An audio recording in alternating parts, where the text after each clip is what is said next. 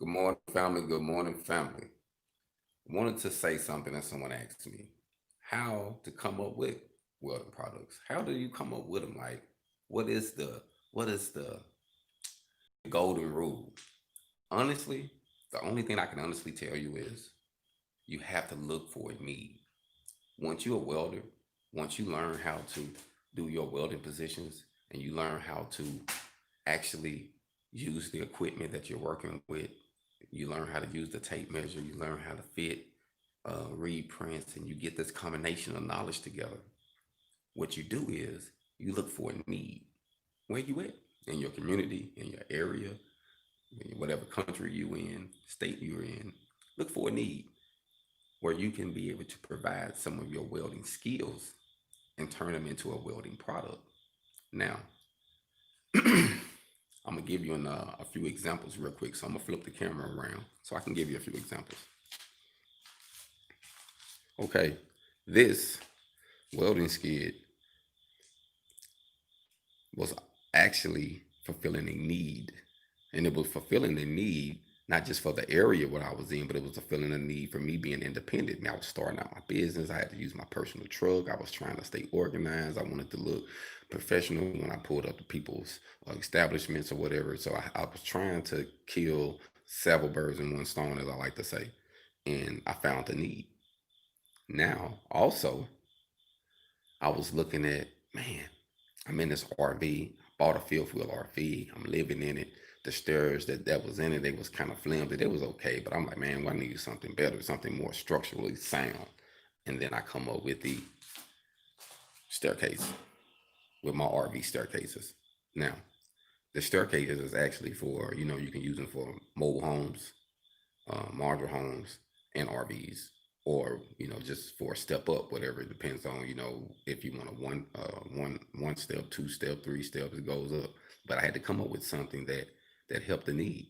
And there's a lot of elderly people that's in RVs now, and the setup that comes with the RV, it's just not real sturdy. Even the ones, when you spend a lot of money, I've seen some that came with a pretty good system, but it was like real expensive.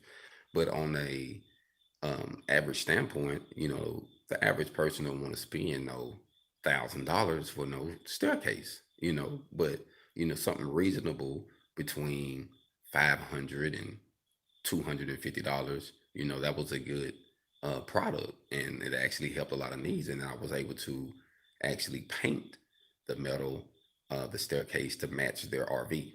So it was a win-win. So if you have a tan or blue or red, whatever you want, we could offset them, paint them the color, and stain them the color that you want it stained.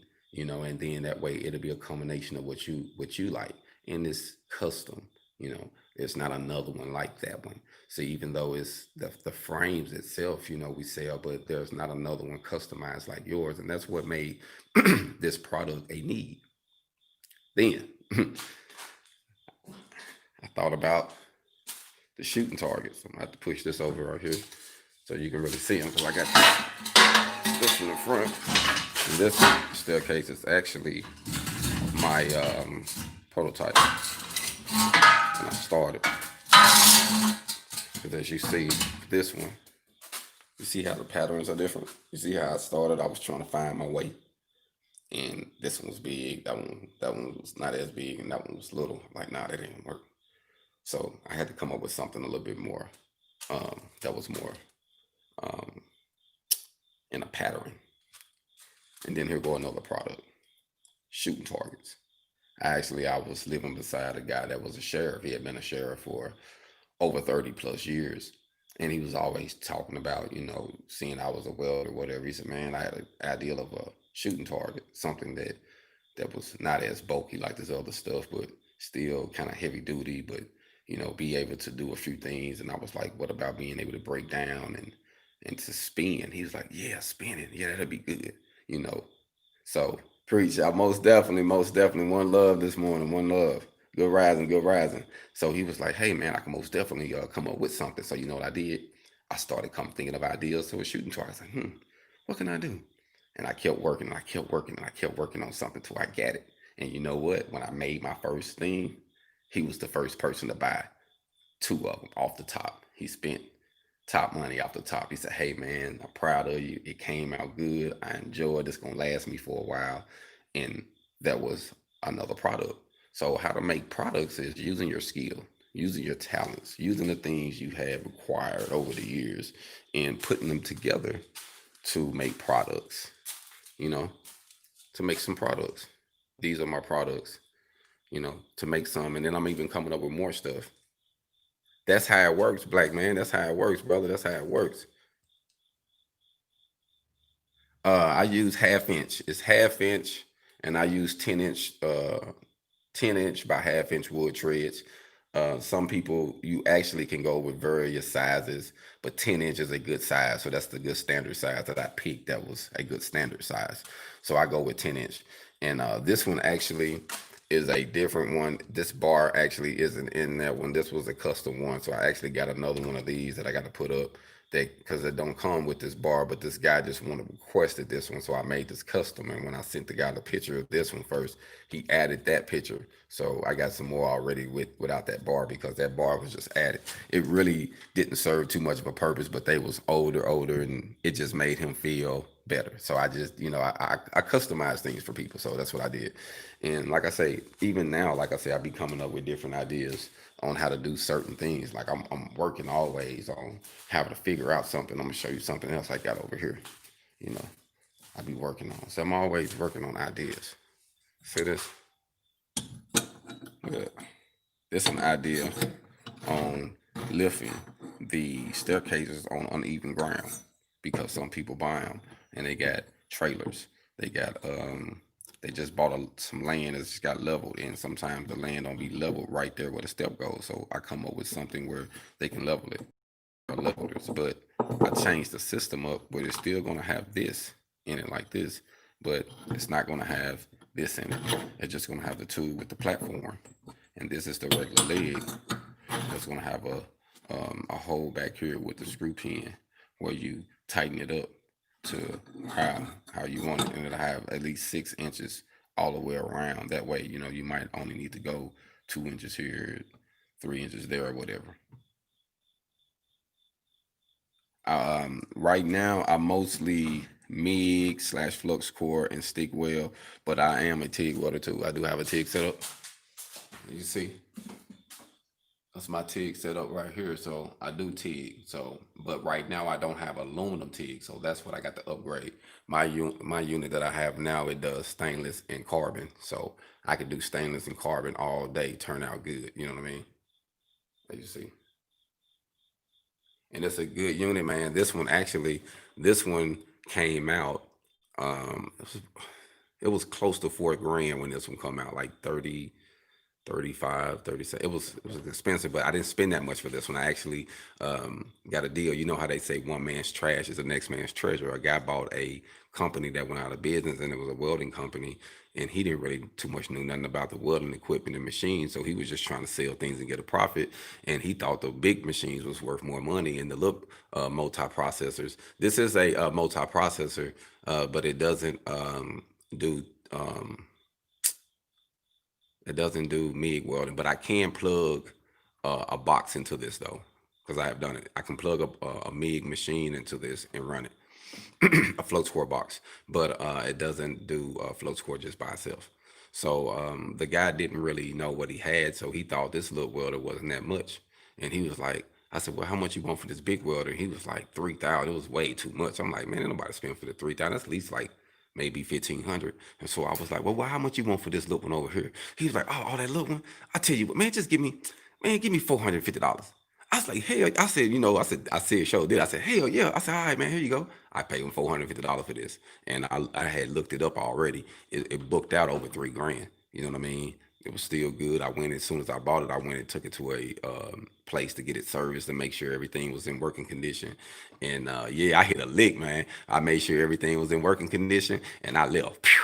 I shot, man. I gave him that money so fast, bro. I about broke one of my fingers trying to pull my hand out of my pocket, trying to weld the machine. But yeah, man, I got a deal on this one. So that was a good machine, man. So I'm always keep this one, and this is actually the one I'm gonna be teaching off of. This one and this one, as long as they gonna run, these are the two that I'm gonna be doing the my welding sessions from when it comes to stick and flux core welding, and some some TIG welding when it comes to um, stainless and carbon. But I'm gonna get a multi-processing machine.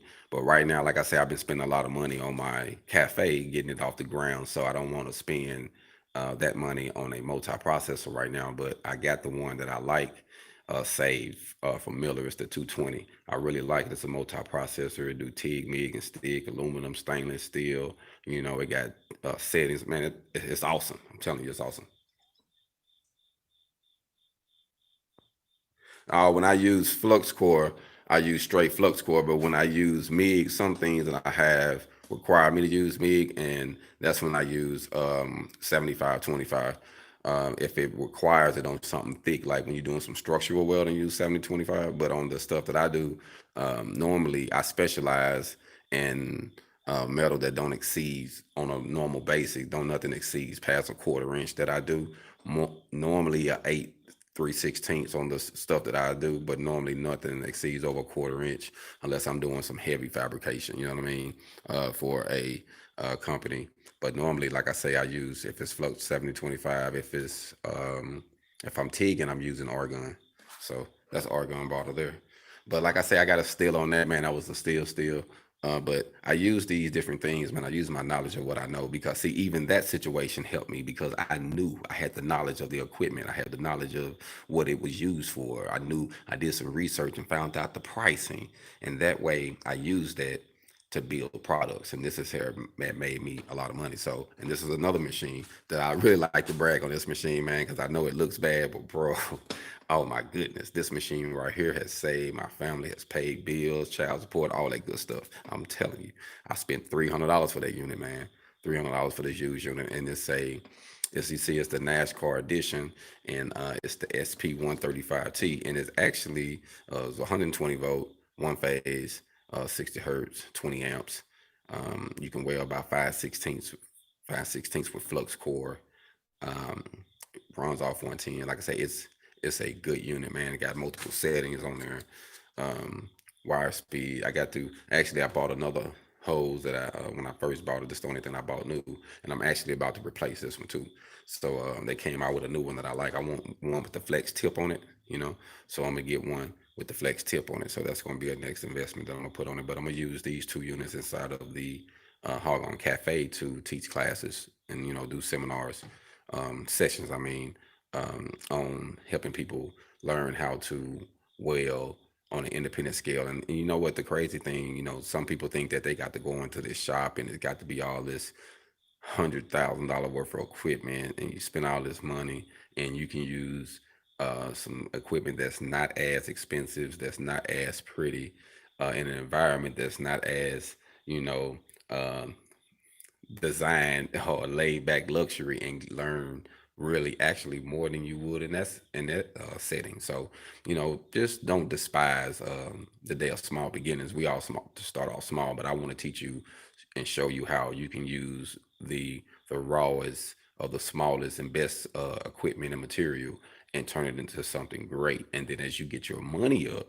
that's when you invest and get more and more and more and get better and better equipment. You know what I mean? You want to add to your thing, but the goal is just to come up with products. So I just wanted to talk to you about that because someone asked me, and they always say, "Man, you come up with this." I think a lot, and even now, I came up with one I've been thinking about for the last few weeks. Is the this device for a trailer for it. So I'm gonna be showing y'all something here soon that I'm coming up with for utility trailers, and it's a little device that actually to help them from getting stolen. Here in Oklahoma area, they steal a lot of trailers. Like they'll steal your trailer, so you better make sure you got you a locked and tied and roped and whatever. You know what I'm saying? Because they will steal it. You know what I mean? They don't kill, but they steal. So I came up with something to actually help that. So I'm gonna be working on a new product that I'm gonna try to sell for, you know, a decent amount that could help them and help me. You know what I mean? That'll help the people from worrying about their trailers getting stolen, and then it'll help me get some finances too. So, you know, that's what it's all about, looking for the need. So if I would say anything, anything, look for the need, look for a need, see what's going on in your community, see what's going on. And then, you know what, think about it. All of us that wells, or some people that follow me don't well, but you got a trade. It's something that you do, that there's a need in it. You know, there's something that you might like, another side hustle, but it's something that's a need. And just listen to people, and you'd be surprised how different companies, different people you will visit will give you some great ideas. Don't despise a great idea. You know, that old video used to say, "Oh, you can learn a lot from a dummy." People would say things, and you like, "Oh man, they ain't talking about nothing," but really they said some good things. They might not never put the actions behind it, or put the finances behind it, and do the rest of the stuff that need to be taken to actually get it off the ground. But the idea was actually genius. They just didn't do nothing with it. So sometimes, you know, you just got to think and listen. Like, okay, how can I grow my business? How can I gain my independence, with finding a need? In every city, community, area, company, it's always some type of need, always. So it's all on how you network yourself. And so just keep that in mind. Once you learn welding, once you get your positions and you learn, the troubleshooting. I got this on front of this right now, so I can't really just show the whole thing. But once you learn, you know, the porosity, the undercut, you know what I mean? Once you learn, how to make the weld come out right, how to set certain temperatures on certain thicknesses, how to have certain gases on certain things, certain rods to use on certain metals. Once you learn that and you get that type of knowledge, it's going to come to you naturally. And just kind of let it flow. Don't overthink it. Just stay open. You know how they say, just stay open to reason. Don't have a closed mind about nothing. Just stay open, and just realize that as long as it's in your lane, if you feel comfortable staying, you know, I don't say, when it comes to your skills, I say stay in your lane. That doesn't mean be comfortable, but stay in your lane. You know, I don't do things that I know that's going to cause me a headache. Then I got to go way out, and I'm going to be, because most people, I have heard many contractors, independent companies, businesses talk about how they overtook jobs just to do this and help to pay a bill, and end up losing money and end up causing stress and end up, you know, man, I don't do that. So that's one rule that I would say as an independent welder, as a business, that I would give anyone, is to stay in your lane, do what you can do, don't overdo yourself, and learn to say no. Some people, some contracts, some jobs, some opportunities, you literally need to say no to. The money might look crazy amazing, but you know it's going to put you in a situation. So if it's going to steal your peace, if it's going to have you arguing with your family, if it's going to break up the vibe with your companion, man, let that go. Life is too short for any extra drama. You know, we all want to get there, but we all know one thing: when we die, we can't take it with us. So why go all the way out and die for something that you can't take with you? That's just something to think about. But I just want to let y'all go this morning. Like I said, I'm about to get ready to move around and do a few things. I got to get ready to start setting this up. I got a different staircase. I'm actually going to build this one, and I'm building a jig for it. So I'm gonna build one that where I can use all the time, because this design is actually very common. I have had a lot of people get this one. The three, I mean, the five and the four step is more common. Now the three step I get to, so I got the two and the three over here, but the four and five step are very common for the RVs because of the height of the RVs. Some of them go from 30, from, you know, anywhere from 24 inches to 34, 35, 36 inches to the door, you know, from the ground. So it all depends. But this is right here is one that is actually very, popular. So I'm about to build a jig for this one. Like I say, I'm new to the OKC area, and there's a lot of RVs in this area. And I just had to find my lane, and I actually came up with this because I lived in an RV, and I was in Phoenix, Arizona. And a lot of people come there to vacate and live in RVs, and it's cool because the weather allows you to actually live in one season round, and you can actually do it. It's not a big issue. You know what I mean? So I wanted to come up with something to help them, but then also help me too. You know, like I say, it's all about, you want to help a need, find a need, and then you want to be able to also benefit you and your family and your goals and what you're trying to do. And people respect it. You know, people don't mind paying for a good product. So stand behind your product, make sure it's good. You know, make sure you know it's good, and people will let you know. Like, I listen. I have guys that, you know, I've sold things to. They say, "Hey man, I like this, man. I wonder if you can do this and this and this here. But I really do this here." I'm like, "Oh, I never thought about that." So I add that to it. You see what I'm saying? So it's all about the way you want to do things. So just keep that in mind, and just stay focused when you're building, knowing that it's going to take you utilizing that knowledge, them skills, those abilities, and putting it all together and looking for a need. Remember that. Look for a need. A need. I cannot stress that enough, because that's the most important thing. After you obtain the skills, you have the vision of, man, I want to do something. You get it. Now find a need, because sometimes, we want to create something extremely new, which there's nothing wrong with that, which this is what this is. It's a new design, but it's based off an old model, which is a staircase. Staircase has been around forever. I just came up with my own design. And so sometimes you can use something that exists and make it new. And that's what we do when we're fabricators and welders and designers. Like, we use something that exists and make it new, make your own version of it. Now there's going to be things you're going to do that's going to be a completely new thing that no one has never seen. And we can do that too.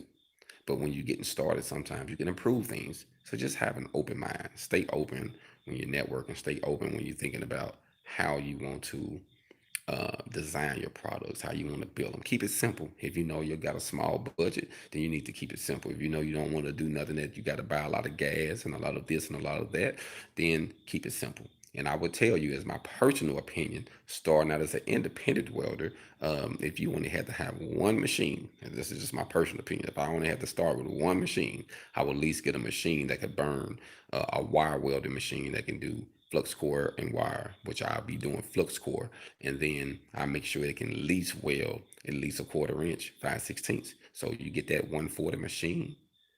If it's Hobalt, Lincoln, Miller, whatever you like, get you a good 140 and some flux core. Man, let me tell you, that can change the game for you. So that's just a small start, and you can get it used. Yeah, everybody got different tastes. They want this to match the car and that to match this and the truck to match. That's fine. I'm not knocking that once you're able. But don't do that if you know that it's going to cut into your budget on what you need to actually grow your business and grow your vision and actually make your products. So think product over talent. Product over talent. Once you get the talent, it's fine, but you can just be talented and work for someone your whole life and barely get by. Or you can say product over talent and use your talent to make products. Products that's going to outlive you, products that's going to help feed your family, your kids, they kids, they kids. You know what I mean? Products that's not going to only to help the area, but it's going to help other areas. So just think big, even though you might not have it, even though you might not be in the situation you want to be in right now. There's nothing wrong with thinking big, man. When I was incarcerated and I did that 10 years from 16 to 26, I used to read and imagine how I wanted my life to be. Every night before I go to sleep, I would at least take 30 minutes to just reflect on my life is going to be better once I finally get out these cages. Like, I want to walk different. I want to talk different. I want to do all these things. And I knew I could do it, but I had to prepare. I had to read. I had to study. I had to surround myself with the right information to become this new person. So just wanted to give you some updates on that and just encourage my people to that you can do it. It's simple. Just don't overdo it. Don't over complicate things. There's a old scripture that says, God has made everything simple, and it is man himself that has complicated it. Hold on.